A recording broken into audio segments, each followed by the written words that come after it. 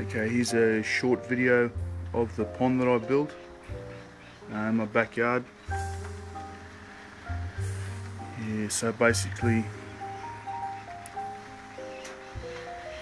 it's running off a solar panel, so we'll get into it.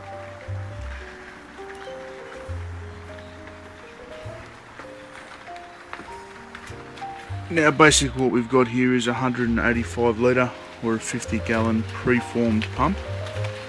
So basically I just dug a hole straight out of the ground, levelled it up, backfilled with sand and soil, just checking the levels as I kept on filling the water up.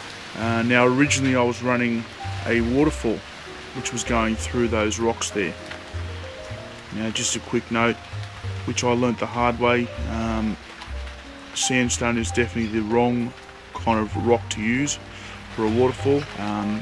The runoff was murky and polluting the water, and I actually lost the 5 goldfish that were originally in this pond because of the sandstone polluting the water.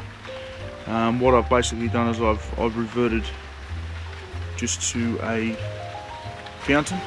Now everything I've basically read suggests that you should circulate the full amount, the full volume of water every 2 hours. So in this case it's a 180 litre, so you'd need to circulate every 2 hours 180 litres worth of water. Now this pump here is a 330 litre per hour capacity, but that's at maximum, and that's at no what's called head height, which means that you're not pumping water above the water level. As soon as you start things like a waterfall, as soon as you're pumping above the level of surface of the water, you're going to lose that power. So it's 330 litres at the pump, but then a few factors. When you're running solar power, you're running at 6 volts, so straight away you lose off of 330, so almost half, down to about 200, a third at least you'd lose, down to about 200 litres per hour, just purely off the solar panel, because you drop from 9 volt to 6 volt when you're running solar. So really, for a pond this size, you would be needing to use a bigger pump, run a filter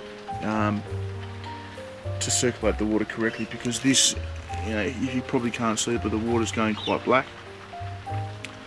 The fish are still healthy, but I suppose you spend the money on the fish, you want to be able to see them.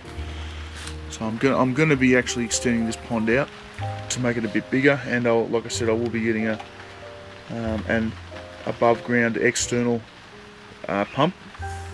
I'll probably look into around about 1,000 litre, a bit less maybe, per hour power bill, and then I'll be running electricity as well through a conduit, and that way I'm going to be able to run the pump, because you really should be circulating the water at least 8 hours a day. I'm in Australia, so the heat as well, you want to be circulating that water to keep it oxidised, because as the heat gets to the water, it's going to of course take all the oxygen out. But I mean, this purely just for a water feature, it does the job. It's quite peaceful. I'll just show you this battery, and then I do keep it under cover because it's raining. You need to keep it out of direct weather.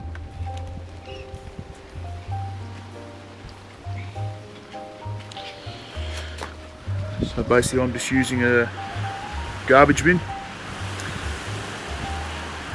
Very practical.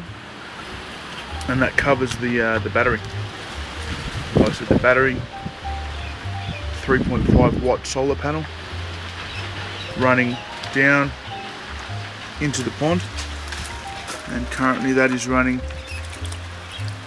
a little fountain.